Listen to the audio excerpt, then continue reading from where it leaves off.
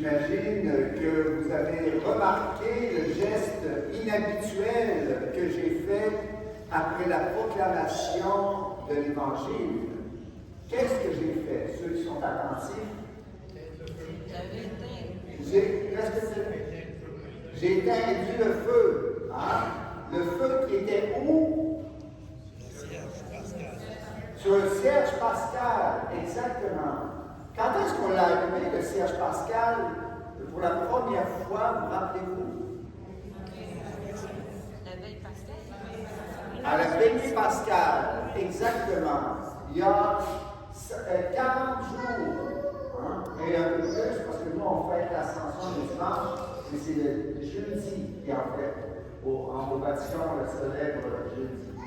Mais le plus important à retenir, pourquoi j'ai éteint le cierge pascal?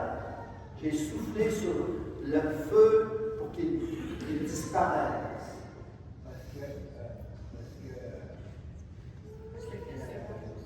C'est ça, parce que le Christ est monté au ciel, il est disparu de la vue des apôtres.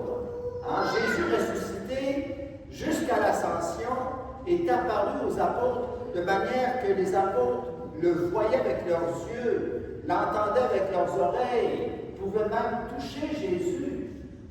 Et voilà qu'à l'ascension, comme on l'a entendu dans l'Évangile, Jésus va disparaître, physiquement, mais pas spirituellement.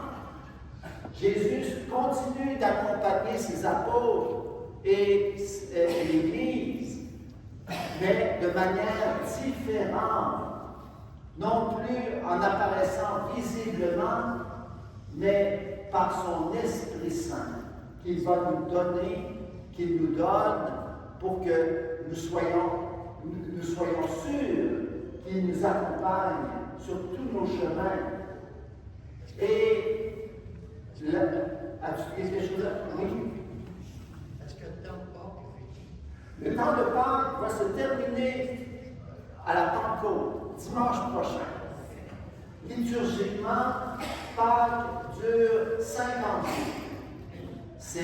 Et on célèbre Pâques jusqu'à la Pentecôte qui a lieu dimanche prochain. C'est la Pentecôte, on reçoit l'Esprit Saint, comme vous le savez. Alors, Jésus, aujourd'hui, qu'est-ce que nous célébrons à l'Ascension? Au fond, c'est la dernière apparition visible de Jésus ressuscité à ses apôtres. C'est le moment de l'Ascension. Et vous savez, on peut dire que c'était un bouleversement, j'imagine, dans l'esprit, dans le cœur, dans la vie des apôtres. Eux qui étaient habitués à ce que Jésus apparaisse, ils ne pouvaient pas commander ça, mais ça y arrivait comme un jeu à soupe, hein, comme on dit. Et là, c'est fini ça.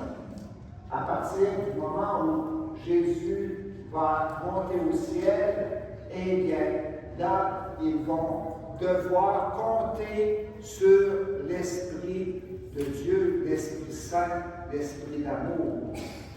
Et c'est important quand vous savez quelqu'un qui s'en va au ciel, qui meurt, hein? Eh bien, ces dernières paroles sont très importantes parce que c'est comme un testament que la personne veut donner à ses enfants ou à sa famille, aux personnes qu'elle aime. Et Jésus ne fait pas de différence. Et il nous donne une parole aujourd'hui qui est extrêmement importante pour les apôtres. Et j'aimerais les lire, cette parole. Hein? Il est écrit que le Christ souffrirait, qu'il ressusciterait d'entre les morts le troisième jour, et que la conversion serait proclamée en son nom pour le pardon des péchés à toutes les nations, en commençant par Jérusalem. À vous d'en être les témoins. Et moi, je vais envoyer sur vous ce que mon Père a promis. Alors, première chose que moi qui m'a attaché l'attention, c'est il est écrit. Jésus est venu dans ce monde parce qu'il a été annoncé par les prophètes.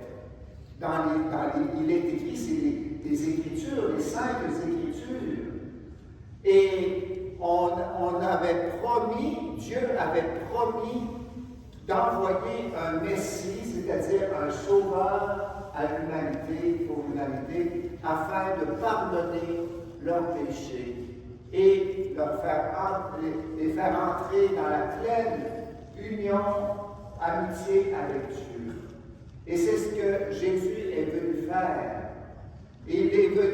Jésus est le seul humain dont la venue sur la terre a été annoncée à l'avance, parce qu'il était écrit depuis des siècles, la venue du Messie, du Sauveur, et que Jésus a rempli sa mission sur la terre. Et puis, il nous dit aussi, Jésus, un condensé, je dirais, de la foi de l'Église. On appelle ça le kérigme, un mot grec qui signifie le cœur de la foi chrétienne. Et quel est-il ce foi? Et qui a été dit dès le début de l'Église. Le Christ souffrirait et ressusciterait le troisième jour. En son nom, la conversion et le pardon des péchés seront prêchés à tous les peuples. Eh bien, ce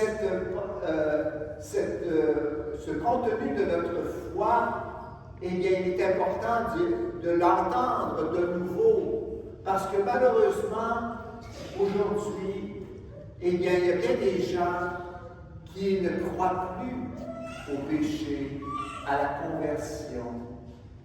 Combien de fois j'entends des gens me dire « Oh Père, il n'y a plus de péché, les péchés, ça n'existe plus, ça.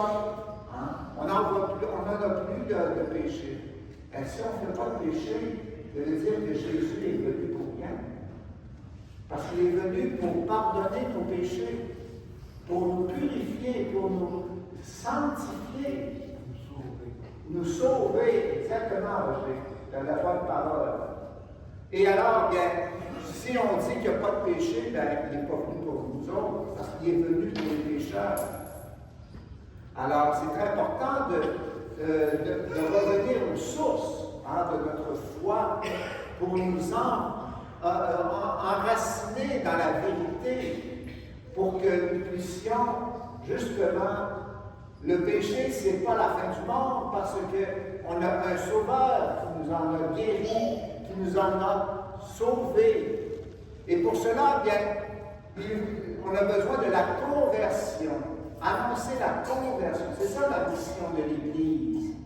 Et on annonce la conversion, on pourrait dire notre conversion. Voyez, frères et sœurs, j'étais comme si avant de rencontrer Jésus, de recevoir son amour, de croire en lui, voilà comment j'étais. Et maintenant que j'ai connu son amour, que j'ai accepté Jésus dans ma vie, eh bien, voilà que je suis maintenant un homme nouveau, une femme nouvelle, qui a connu l'amour de Dieu, un amour gratuit, un amour inconditionnel. Il a donné sa vie pour moi, et cela change tout dans ma vie. Et je peux alors donner moi aussi ma vie pour les autres. Ma vie ne tourne plus autour de mon petit moi, mais ma vie maintenant, elle est tournée vers mon Sauveur et mon Dieu, pour qu'il puisse m'accompagner sur le chemin de la vie éternelle. C'est ça, frères et sœurs, qu'il faut témoigner. Jésus le dit très bien à ses apôtres, mais il le dit aussi à chacun de nous. Vous en êtes les témoins. Si nous, chrétiens et chrétiennes, nous ne témoignons pas de notre foi, si nous ne témoignons pas de ce que Jésus a fait pour nous, de son amour, eh bien, nous ne pourrons pas penser nous ne sommes pas à notre place, parce que nous sommes nous sommes mandatés par le Seigneur à répandre la bonne nouvelle de l'amour de Dieu autour de nous, autour de nos frères, pour nos frères et sœurs qui ne connaissent pas encore cet amour extraordinaire de Dieu. Alors, bien entendu, pour témoigner de notre foi, frères et sœurs, nous avons besoin d'une aide. Et quelle est cette aide? Vous savez, c'est l'Esprit Saint. Hein? Alors, la semaine prochaine, dimanche prochain, c'est le don de l'Esprit que Jésus et le Père vont envoyer sur l'Église, sur chacun de nous, pour que nous devenions des croyants et des témoins crédibles pour pouvoir annoncer cette grande nouvelle qui va justement permettre à d'autres frères et d'autres sœurs de se réjouir et de trouver un sens à leur vie pour que, eh bien, Jésus soit loué et béni. Hein. En parlant de béni, bien Jésus, justement, dans l'Évangile d'aujourd'hui, il va bénir ses apôtres. Il nous bénit à nous aussi en même temps. Mais sachant aussi, hein, moi, ça me surprit un peu à la fin de voir que Jésus les bénit, il se sépare de ses apôtres, il monte au ciel, ses apôtres se prosternent devant lui, et puis ils partent vers Jérusalem, tout joyeux, nous dit l'Évangile.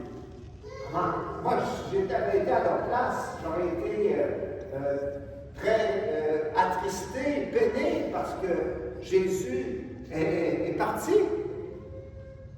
Eh bien, c'est parce qu'ils avaient déjà reçu, justement, par la bénédiction de Jésus, cet Esprit Saint qui est l'esprit de joie, l'esprit d'amour. Et c'est ça qui leur a permis justement de commencer leur ministère, leur mission, d'aller proclamer la bonne nouvelle de l'amour du Christ, de l'amour de Dieu pour chacun de nous. Alors, prions justement cette fête de l'Ascension pour que cette bonne nouvelle puisse se propager dans tous les cœurs autour de nous. Amen. Amen.